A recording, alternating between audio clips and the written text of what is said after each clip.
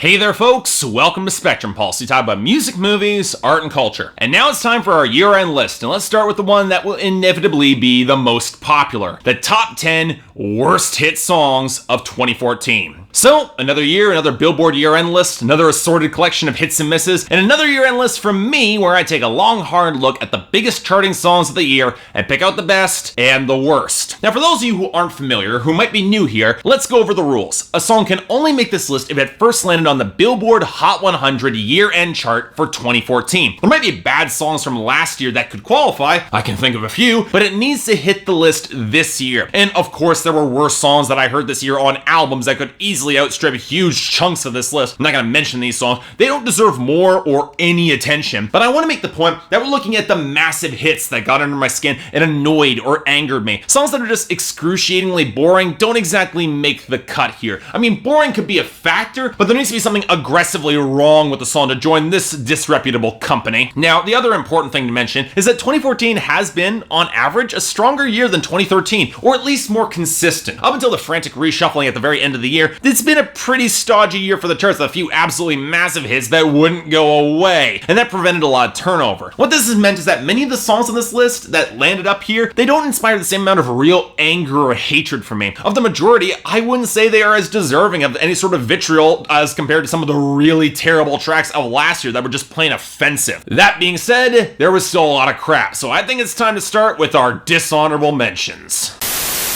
You could have been getting down to this sick beat. My ex-man brought his new girlfriend. She's like, oh my god, I hoped I wouldn't have to put Taylor Swift on another one of these lists, but Shake It Off wore out my patience in record time. Not only does it confirm all of my worst instincts coming after Red, but it was a sort of kiss-off anthem towards haters that was somehow trying way too hard and yet not hard enough. A song screaming for diva presence and punch, and yet Taylor Swift gives us a cutesy and thoroughly unconvincing middle finger to the haters that shows that she cares way more than she's letting on. And even with that, the song might have still missed this list, except for the Hey Mickey inspired interlude that was part Bad Gwen Stefani from Holla Back Girl and part Animal era Kesha. And while Taylor Swift is convincing with many emotions, plain obnoxiousness is not one of them. Next.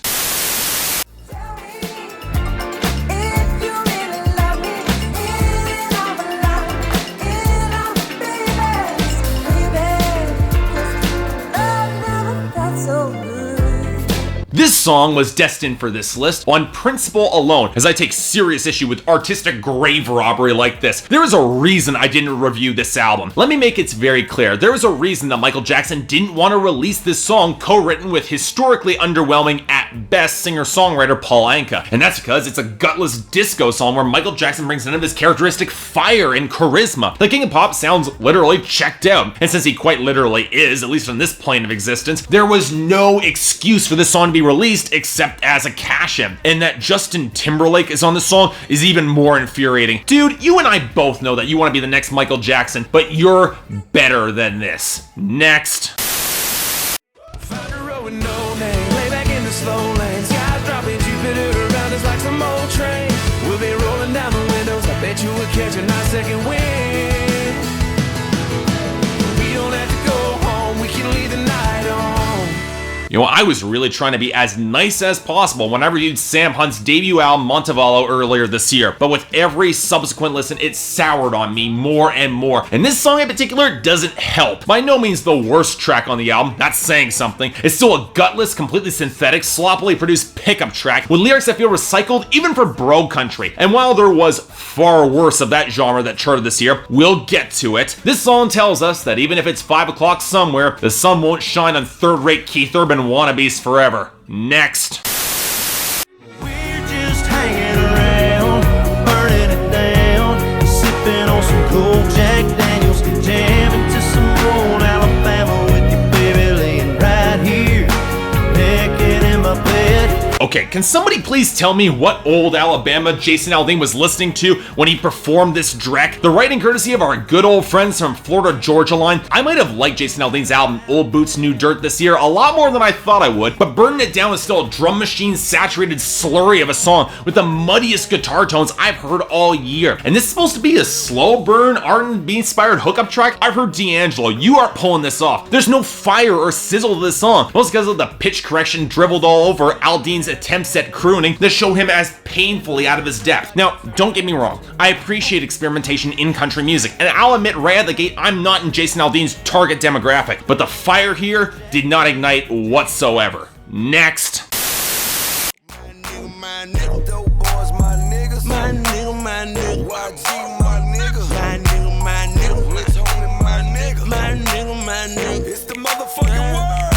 Okay.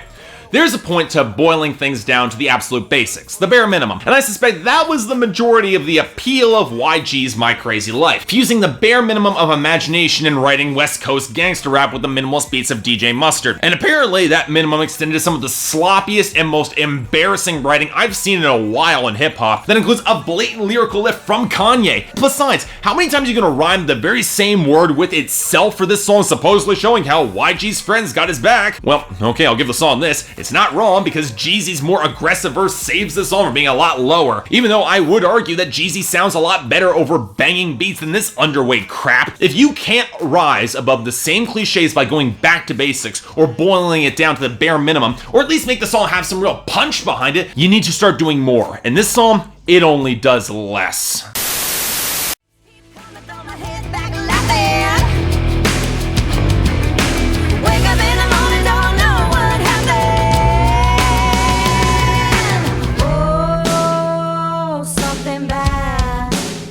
Oh god, I wasn't expecting this to land on Billboard's year-end list. And the fact that this is the country hit that charted from Miranda Lambert's album Platinum and not Automatic, that's a goddamn crime. But putting all that aside, while I get the appeal of the song, it's a trashy Girls Gone Wild team-up anthem that's clearly not for me. The fact that both artists have done so much better with darker, heavier songs is infuriating. I might not like Carrie Underwood for all sorts of reasons, but Before He Cheats and Last Name at least had some memorable lyrics and didn't feel as painfully unfinished and devoid as any real consequences here. And speaking as a guy who really likes it when Miranda Lambert gets darker, hell, I put Mama's Broken Heart on my best list of hits last year. This is not a look and sound for her that works at all. There's barely any melody, the two have practically no harmonic interplay, a real disappointment from two of the better singers in country music. The guitar texture is sludgy and not nearly as heavy as it thinks it is, and their story is nowhere near as interesting as the video is making it out to be. There are worse country songs that came out this year. Once again, we'll get to it, trust me, but there are very few that squandered their potential like this one. Next.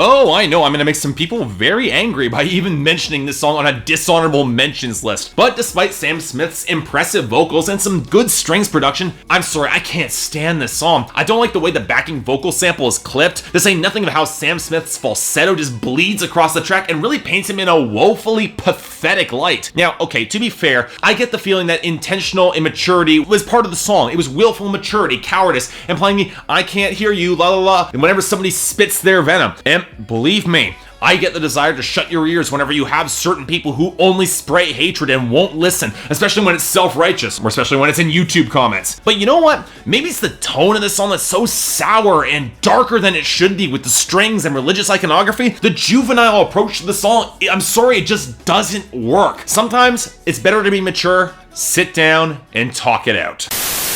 Well, that takes care of those. Now time for the full list. Number 10. Now last year, one of the biggest artists in pop and R&B dropped a surprise album at the very end of the year, and a whole slew of music critics panicked to praise it. Now, I wasn't nearly as kind to that album, but I did respect a lot of its ambition and its desire to tackle some real feminist themes, even if it didn't always stick the landing. For the most part, it hit some solid notes that I appreciate, but when it went wrong, it went really wrong. And I thought putting Naughty Boy and Sam Smith in this countdown would piss people off. Last thing I remember is our beautiful bodies grinding off in that club.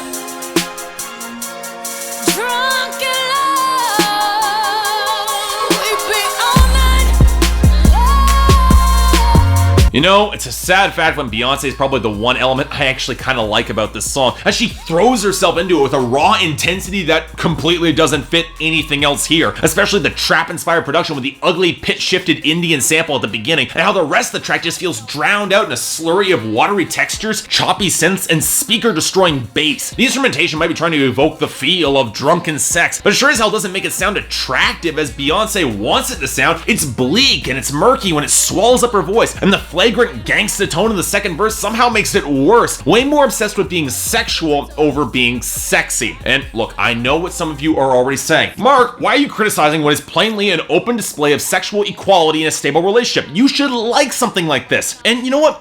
Maybe so, but it's sloppy and it's a shockingly unsexy version of it to me, especially with Beyonce shouting surfboards all throughout her verse. And that's not even touching on Jay-Z, who adds considerable qualifications to the feminist themes by openly comparing himself to Mike Tyson and Ike Turner. Maybe it's not a good thing on the song you're doing with your wife to actively compare yourself to figures known for rape and domestic assault. I get dirty talk, but his verse isn't trying to be kinky so much as just being sloppy and vulgar, and it's nowhere near close to attractive. Forget drunk. This song is a bad hangover. Next, number 9. Now, say what you will about Drunken Love. While its message suffered a lot in its execution, it did have a progressive intent, which I did like, but that's not saying there isn't a place for a more traditional perspective as well. One that focuses a little bit less on the hot, steamy sex and more in humbly approaching the father of the bride-to-be to ask her hand in marriage. And for a considerable chunk of the summer of 2014, one such song did dominate the airwaves. Too bad it sucked.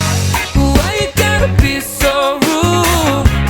Don't you know I'm human too? Why you gotta be so rude? I'm gonna marry you anyway.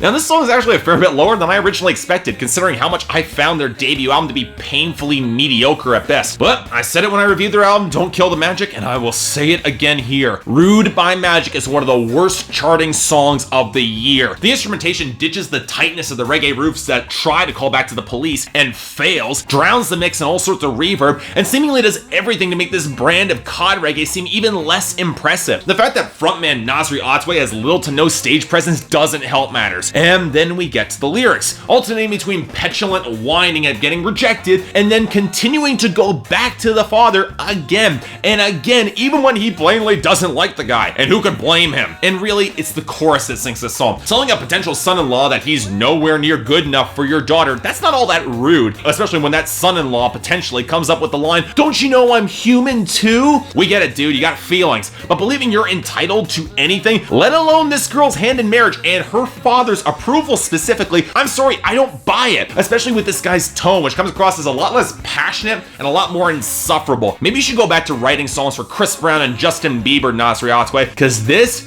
it ain't working for you. Next, number 8. Okay, now here's the entry on this list that will surprise absolutely nobody. Some of you might be surprised how low it is on this list, but it wouldn't make it here if it didn't belong here. My anaconda don't, my anaconda don't, my anaconda don't want none unless you got buns, hun.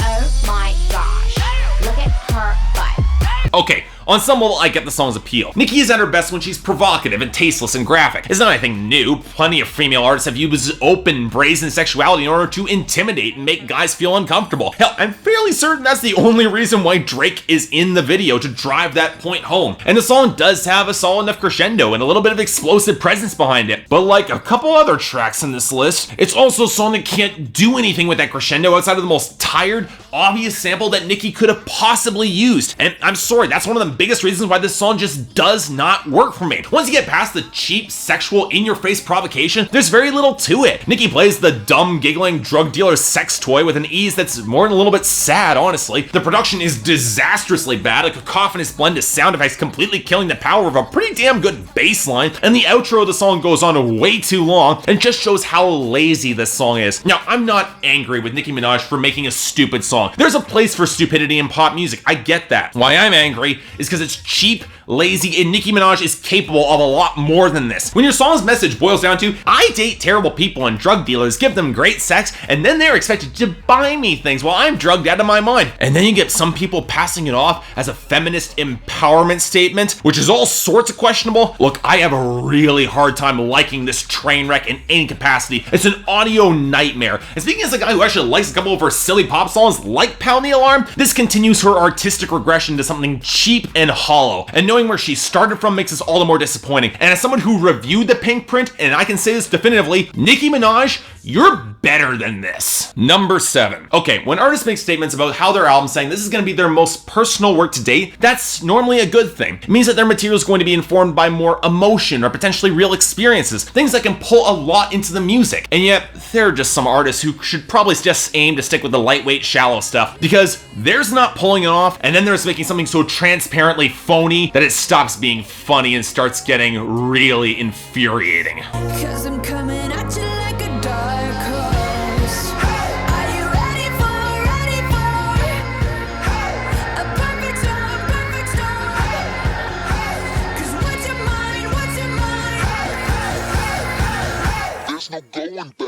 You know what, I actually sat through all of Katy Perry's Part of Me, and really, that film's existence puts the lie to this song. It's just simply unbelievable from every angle. I don't buy Katy Perry sounding good over this eerie pitch-shifted voice, oily synth line, thick chugging bass, and snap percussion, especially when we get to another decent crescendo with which this song can do nothing. Katy Perry sounds more checked out and distant than ever, which I'm guessing is she's trying to evoke the image of this aloof powerhouse, but I'm sorry, I don't buy it for a second when the lyrics clearly have no idea what Katy Perry's appeal on a song like this is. A dark horse is an unexpected underdog, which is simply not true for Katy Perry, who has dominated the charts for years now. And to cast her as some powerful destroyer of all those who get in her way, it's even worse. Put aside the movie and the arsenal of more sensitive breakup songs that she's released, which includes my favorite Katy Perry song, Wide Awake, she just doesn't have the raw presence or power to pull this sort of song off. And then there's Juicy J. Putting aside the Jeffrey Dahmer line that was obviously stolen straight from Kesha's Cannibal from 4 years ago and was way more convincing there, Juicy J's verse is unfocused and pretty damn lazy, with comparisons to Sleeping Beauty made because, okay, you're gonna put her in a coma, so you spend the entire verse hyping Katy Perry up as some powerful man-eater, and yet to emphasize that fantastical connection, you compare her to a princess whose defining trait is inactivity, and not only that, you get there backwards by saying you put her in a coma instead of waking her up from it? How in the nine hells did this get past an editing desk? These are very easy problems to fix. The fact that this is one of the biggest songs of the entire year says a lot about how inert the charts were in 2014. Easily one of Katy Perry's worst songs by a mile, only saved from that highest honor by This Is How We Do, which faithfully did not chart high enough to make this year-end list. I'm assuming that's because of pure annoyance, tastelessness, and surprising racism. Doesn't save Dark Horse from sucking, though. Next. Number 6.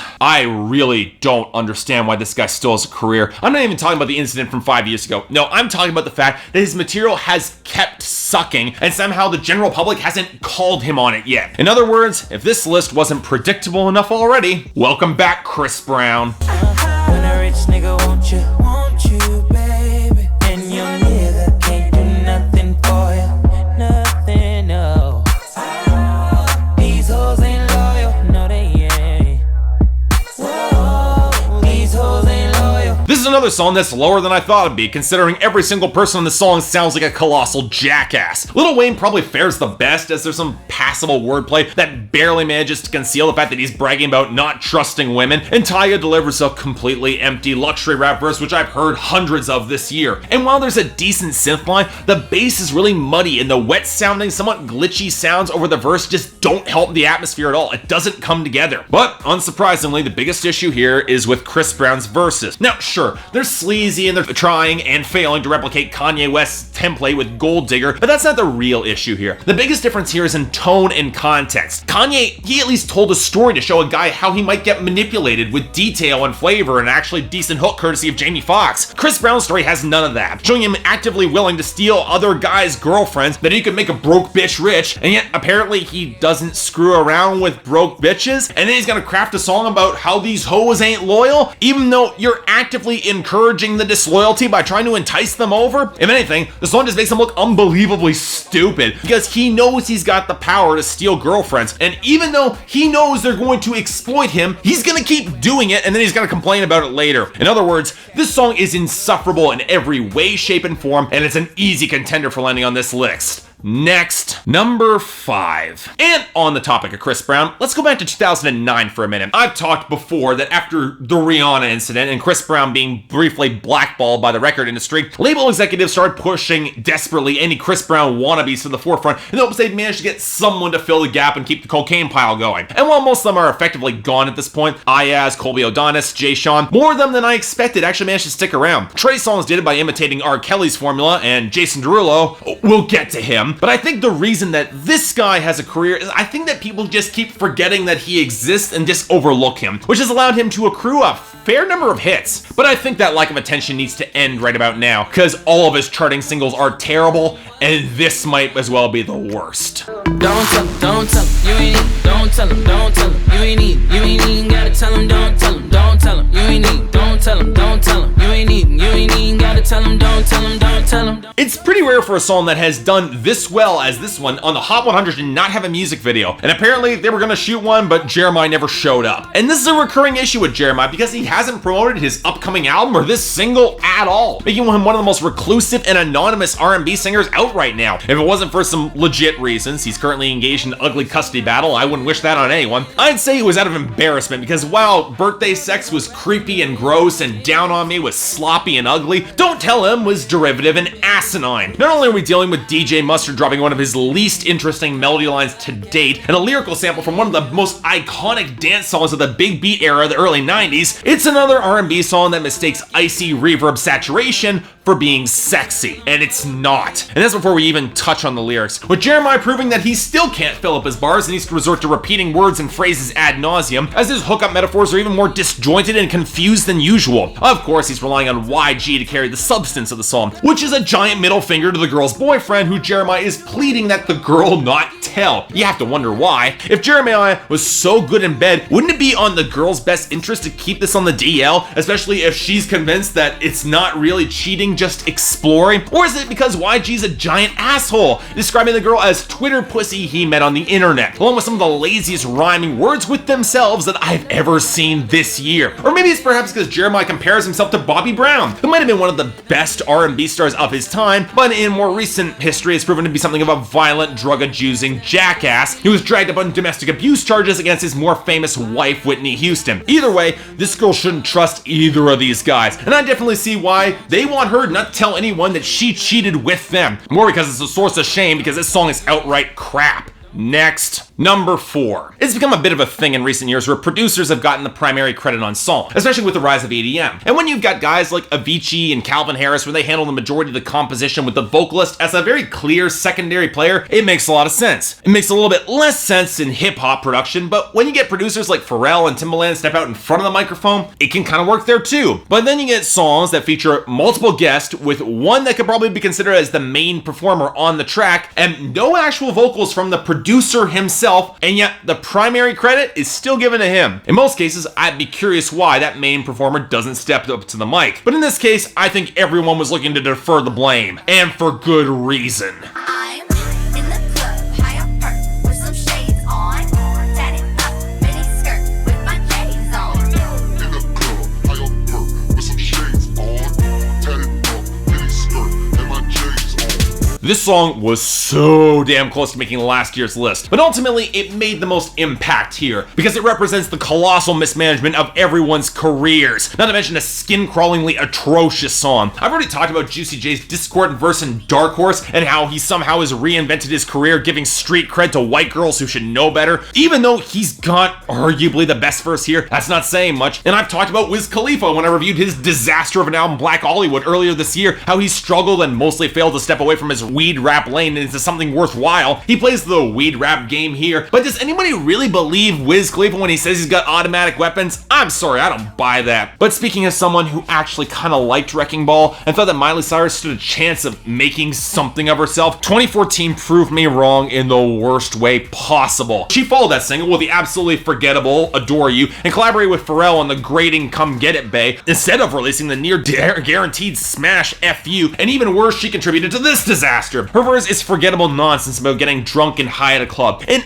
is anyone really creeped out by how the pitch-shifted voice seems to come over her second line in the chorus? It sounds really creepy. She sounds awful trying to go for a staccato trap flow, and the song makes no use of her real natural pipes. But the real culprit here is Mike Well Made It for this instrumental, which takes the gang vocals, hi-hats, and eerie synths and pairs it with this terrible 4-note melody that sounds like it's being played in a pitch-shifted dial tone being played underwater. It's an atrocious instrumental from an already bad producer, and the fact that it's paired with a song that supposedly made to pay tribute to Michael Jordan about 11 years after he finally retired, and doing so by referencing Space Jam, getting drunk and high, and no solid basketball references. I sincerely hope Michael Jordan got a royalty check from this trash, because otherwise this song is more worthless than it already is. Next, number 3.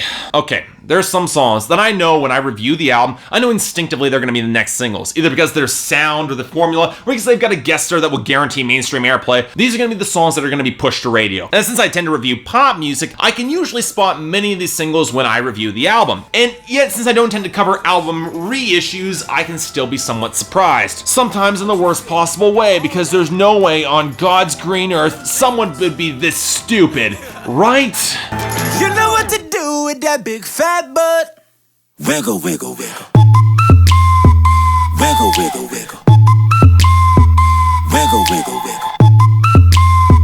Just a little bit. Now I said back when I reviewed Jason Derulo's album Tattoos way back in 2013 that it was a sort of fascinating catastrophe that towed the line between sleaze-driven R&B and outright insanity. It was some of the most bizarre lyrical and instrumental choices you would have heard that year, and yet I couldn't have possibly been prepared for this. Yet another beat that squanders a decent crescendo with a chorus line that's driven by a goddamn recorder. You know, that instrument you played in grade school as a toy and rarely ever has been able to hold a decent tune? Coupled with the leaden bass line, the bubbling sound effect, an odd sound at the very back of the mix that sounds like someone's blowing into a stifled kazoo that you will never be able to not hear once you recognize it. It's all enough to make you think that this song is a complete joke. And if that wasn't enough, the word wiggle repeated ad nauseum across the chorus, that will certainly reinforce that opinion. But here's the thing, if they're trying to be funny, there's no joke here beyond just being hyperbolic, describing a woman's butt cheeks like being 2 planets when she's twerking and saying that she'll go ham like ham sandwich, quite literally describing her as a piece of meat, saying that Jason Derulo is making wedding plans upon seeing such a butt, and saying that he can make her famous on Instagram. Okay, look, hyperbole can work for a joke like this, but there's no punchline here. Jason Derulo isn't even playing it comedically or with any sort of real self-awareness, and Snoop Dogg's verse sounds like a Sex Jam verse that he'd drop on any other song. The point is that compared to acts that can push hyperbole into something where it's funny, like The Lonely Island, or maybe even Riff Raff, this just doesn't do it. If anything, the way Jason Derulo plays the chorus so earnestly shows that he might actually buy into the asinine crap he's selling. And given what I heard when I reviewed his album, it reinforces that opinion. It's not even clever, it's just lazy and juvenile and tasteless without the charisma to be genuinely enjoyable or the good sense to be funny. And to top it off, you can't even really dance to this borderline unlistenable beat, a total disaster that reinforces this year's obsession with butts in the worst possible way. In most years, a song this terribly done would top any worst songs list. But I'm not so much angry at this track other than just deeply confused and extremely annoyed. The last 2 on this list are the ones that push things into real anger. Number 2. The common opinion by most critics this year is that it was a bad year for hip-hop, and I'd argue that's not quite true, because I've got a whole slew of great underground hip-hop records that deserve a ton of acclaim. Hell, there were even enough with a solid commercial lean that if the radio had bothered to promote it, we could have had great hip-hop on the pop charts. But when I heard this song and saw how high it charted, I started to get why critics were saying that hip-hop in the mainstream sucked this year. And then I got really, really mad. Did a lot of shit just to live this here lifestyle. Came straight from the bottom to the top of my lifestyle. Living life like a beginning, this is only the beginning. There is so much wrong with this song, I don't even know where to start. I could start with the fact that if you have Rich Gang credited on the song and only Birdman participates, shouldn't really be credited to them, right? This is a song that's really by Young Thug and Rich Homie Quan, and all the more proof in the world while neither of them should be fronting a rap song.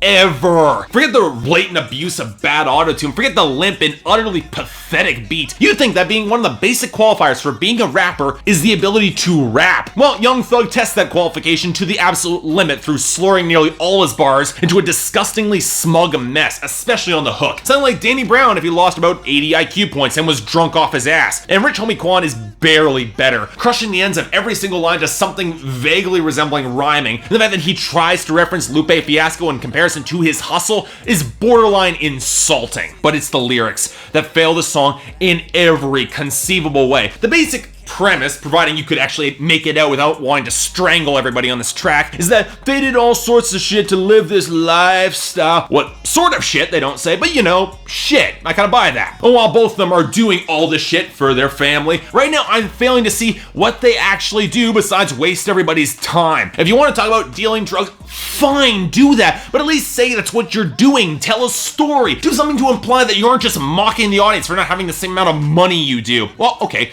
Young Thug does say more than that. He runs into erectile dysfunction in the first verse and blames it on the girl, one of 40 in bed with him, and then says he's gonna pee all over them in the second verse.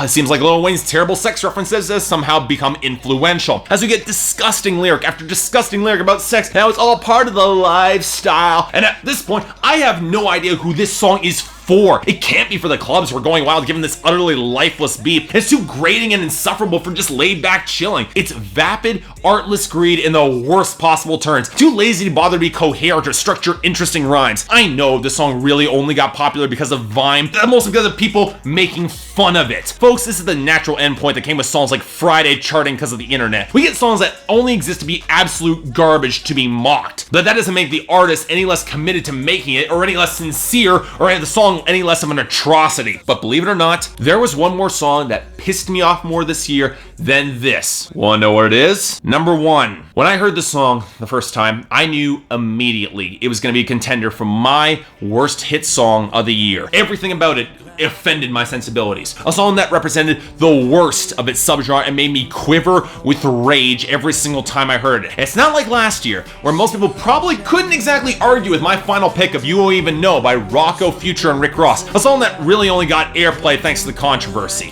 This, on the other hand, Tonight is bottoms up. Throw it on down. Rock this quiet little country town. Get up. Drop the tailgate on your truck.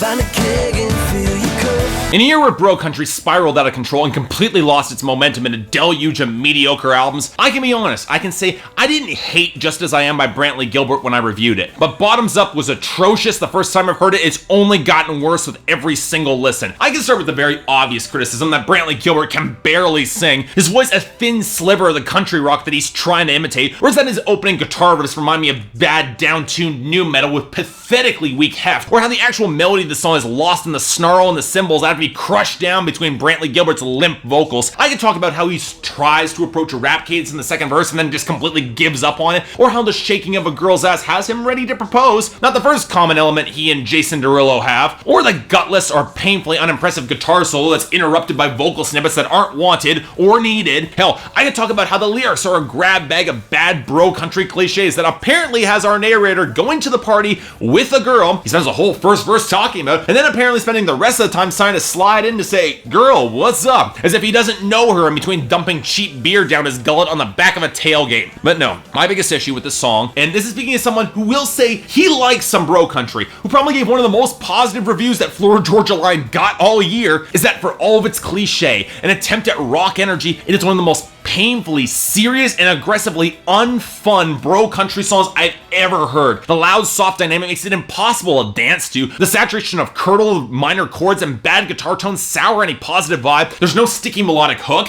and Brantley Gilbert doesn't step into the microphone with any real energy or charisma or real personality behind an affectation of an alpha male douchebag. This is for parties where people go to drink themselves senseless and fight. And they got none of the visceral power of "You're Gonna Go Far Kid" by The Offspring or "Bleed It Out" by Linkin Park, or even Heavy by the Glorious Sons. For a song about partying, it's dark, it's moody, and thuddingly unpleasant. And what's worse is that it's not intended to be like this. It had intentions to be fun, it certainly didn't pull them off. For as goddamn stupid and recycled as Brantley Gilbert's next single, Small Town Throwdown, was with Thomas Rhett and Justin Moore, it at least got the tone right. This misses it completely, and for all of that, Brantley Gilbert's Bottoms Up is the worst hit song of 2014. Let's hope for better next year, but until then, I'm Mark, you're watching Spectrum Pulse, and I'll see you next time.